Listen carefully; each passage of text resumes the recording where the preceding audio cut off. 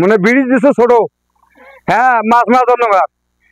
মানে ব্রিজ তো ওই যে মানে পানি তো ওই যে যায় না, হ্যাঁ পানি আরো খেয়ে আছে, হ্যাঁ এখন তো সবাই মাছ মারে, এখন ওই যে সেই পুল দিয়ে গেছে মিশিয়ে না, হ্যাঁ এখন পুল লাগবে, এখন মানে বড় বড় ছাড়া কোনো উপায় নাই।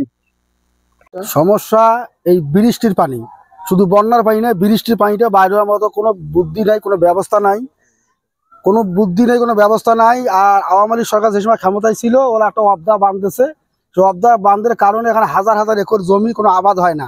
এই বন্যার সিজনে এই জমিগুলো কোনো আবাদ হয় না। এখন যা অবস্থা, যদি পানি যদি উঠে যায় এই ধানের উপর, তাহলে দেখেন দলাটা বৃষ্টি হলে বড় এরিয়া, খালি এই এমন না, এমন 6টা বিল আছে, 6টা দলা আছে, 6টা দলা কোনো আবাদ হয় না। আবাদ যদি নষ্ট হয়ে যায় তাহলে আমরা কি করব?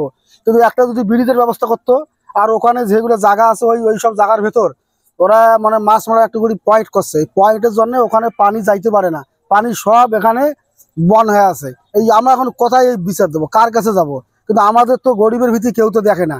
যদি একটা সুন্দর ব্যবস্থা করতো, একটা ব্রিজের বড় একটা ব্রিজের ব্যবস্থা করতো, তাইলে আমাদের পানিগুলো সবসময় নেমে যেত। কিন্তু এখন ব্রিজ নাই, এখন পানি নামি যায় না। এখন আমরা খুব সমস্যার মধ্যে আছি। এমন 6টা দল, হাজার হাজার একর সম্পত্তি মানুষের নষ্ট হয়ে যাইতেছে, কিন্তু সরকার এগুলো কোনো খেয়াল করে না। এখন আমরা ওই ওখানে একটা ব্রিজ চাই, আর আমরা পানি জল লাইনটা ক্লিয়ার চাই। সমস্যা এই যে এখন এই ক্যানেলটা মুখ আটক করে দিয়েছে, সবাই মাছ মারে, হ্যাঁ বানা টানা দিয়ে থুইছে ইত্যাদি। এখন এই যে পানি যাবার লাগছে না, এই যে ধান আমাদের ব্যাগ ডুবিয়ে গেছে। এখন এইটা এখন আপনারা দেখতেছেন, এটার একটা নেন ডিসিশন। এই যে একটা ফুঙ্কের দেশে, সে ফুঙ্কের দিয়ে পানি কাটে না, হ্যাঁ এভাবে আমাদের বড় ব্রিজের দরকার। এখানে আমাদের ধান একেবারে ব্যাগগুলো ডুবিয়ে আছে এখানে। হ্যাঁ আমরা এখন ক্ষতিগ্রস্ত। এই ধানটা আমরা যদি ঘর করতে না পারি তাহলে আমাদের অনেক ক্ষতি হয়ে যাবে। এই আমাদের লক্ষ লক্ষ টাকার ফসল পানিতে ডুবে যাচ্ছে, আমরা কৃষক কি করব? আমরা তো এইভাবে যদি ডুবে যায় আমরা তো ধান পাবো না। কিছু কিছু লাইনগুলো আছে, এই লাইনগুলো আমাদেরকে ক্লিয়ার করতে হবে। আমাদের কাছে এই প্রশাসনের কাছে এটা অনুরোধ। কিছু কিছু লাইন আছে, মনে করো পানি যায় না, ব্রিজের তলে পানি যায় না, এটা লাইন ঘাট ক্লিয়ার করতে হবে, নাইলে আমরা বাঁচবো না কৃষক। আর পুলটা, এই পুলের সেকনের জন্য পুলটার পানি কম সাপ্লাই দিচ্ছে, এবং ধান, অনেক মানুষের ধান, ভুট্টা, গম, অনেক জিনিস পানিতে ডুবে গেছে। এই জন্য আমাদের আবেদন একটা বড় পুল দেওয়ার জন্য। উপজেলা মহেশখাছা বারোঘরিয়া 3 নম্বর ওয়ার্ডে যে সমস্ত দোলাগুলো আমরা চাষ করি ধান, এই ধানগুলা বৃষ্টির কারণে এখন জলবন্দি হয়ে দিয়ে ধানগুলো তলে যেতেছে। এখন দোলাবাড়ির জল কোনো জায়গা দিয়ে নামতে পারতেছে না ভালো মতন। এখন যার দরুনে আমাদের উপর মহলে এবং সরকারের কাছে আবেদন করছি যে যদি জলগুলো নামার, পানিগুলো নামার ব্যবস্থা করে দেওয়ার মতন যদি করে দেওয়া যায়, তাহলে আমাদের দোলাবাড়ির ধানগুলো সব চাষিদের ঘরে ঘরে সুন্দর মতো তোলা যাবে। কিন্তু এইরকম করে ধান যদি আমাদের তলে যায়, আমরা তো খাবো কি? ধানগুলো যদি মনে করো যে পানিতে ডুবে যায়, খাওয়ার মতন তো আমাদের কিছু থাকবে না। পানিগুলো নামিয়ে গেলে আমরা অতি তাড়াতাড়ি ধানগুলো আমরা ঘরে তুলতে পারবো।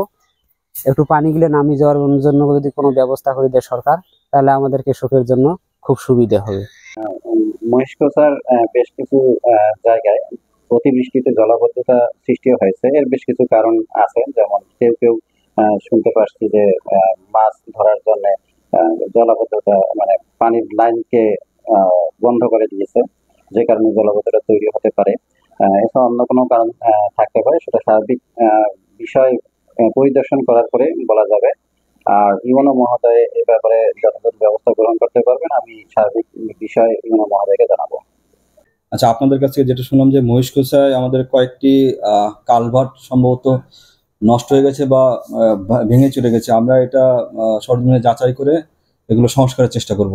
আরেকটি বিষয়, আমাদের যে স্লুইস গেটগুলো আছে, স্লুইস গেটগুলো আপনারা জানেন এগুলো পানি উন্নয়ন বোর্ড নির্মাণ এবং তত্ত্বাবধান করে থাকে। আমি পানি উন্নয়ন বোর্ডের এক্সএন মহোদয়ের সাথে কথা বলে স্লুইস গেটগুলো যেগুলো নষ্ট আছে সেগুলো মানে পুনর্নির্মাণের চেষ্টা করব, এবং যাতে স্লুইস গেটগুলো দিয়ে পানি অবাধে যাতায়াত করতে পারে সে ব্যবস্থা নেওয়া হবে। আরেকটি বিষয়, যে আমাদের যে খালগুলো আছে, ছোট ছোট খালগুলো আছে, এখানে স্থায়ী কোনো বাঁধ অথবা অবকাঠামো নির্মাণ করে, মেনলি যেটার মাধ্যমে পানির প্রবাহ বাধা পায় এমন কোনো স্থাপনা বা প্রযুক্তি বা কোনো সামগ্রী ব্যবহার করে মাছ ধরতে পারবে না, এরকম কোনো তথ্য থাকলে আমরা মৎস্য অফিসারের মাধ্যমে তাদেরকে সচেতন করবো প্রথমে। যদি তারা এই সম্পর্কে না শোনে তখন আমরা আইনগত ব্যবস্থা করতে পারি, দরকার হলে আমরা মোবাইল কোর্ট পরিচালনা করবো। ফসলের জমি নষ্ট হয়ে ধানগুলো এগুলো সম্পর্কে তারা ক্ষতিপূরণের ব্যবস্থা করবে কিনা? না, ক্ষতিপূরণের বিষয় এটা তো আপনার এগ্রিকালচার অফিসার দেখবেন। যদি এরকম কোনো আবেদন পায় তাহলে উনি যাচাই বাছাই করে দেখবেন। সরকার যদি কোনো ক্ষতিপূরণ দেওয়ার ব্যবস্থা করে তাহলে দেওয়া হবে। ছোট ছোট কালভার্ট গুলোতে বেড়িবাঁধ সিস্টেম করে অনেকে মাছ শিকার করাতে ধান ও ভুট্টার ক্ষতি হচ্ছে, এটা এই বিষয়ে কিছু বলে? যেটা বললাম যে আমাদের যেটা সরকারি খাল আছে যেগুলো, সেখানে আপনার বাঁধ বা বেড়িবাঁধ নির্মাণের কোনো সুযোগ নেই। এরকম যদি কোনো তথ্য আমরা পাই তাহলে আমরা অবশ্যই অপসারণ করব এবং তাদের বিরুদ্ধে, যারা এটা করেছে তাদের বিরুদ্ধে যথাযথ আইনগত ব্যবস্থা গ্রহণ করা হবে। আপনাদের যে সুইচ গেট আছে মহেশখোসার 12 ঘুরিয়ার, সেটি অচল অবস্থায় আছে বা নষ্ট পর্যায়ে, পানি কম যায়। তো এই ক্ষেত্রে আপনার পদক্ষেপগুলো কি কি হবে? ধন্যবাদ আপনাকে। আপনারা জানেন লালমনিরহাট জেলার পানি উন্নয়ন বিভাগের আওতায় ছোট বড় প্রায় আমাদের 14টি রেগুলেটর পাইপ সুইচ রয়েছে। এর মধ্যে বেশ কয়েকটি আমাদের অকার্যকর রয়েছে। এর মধ্যে 12 ঘরিয়া হচ্ছে অকার্যকর, আংশিক কার্যকর।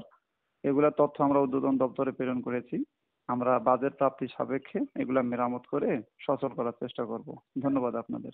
ওকে।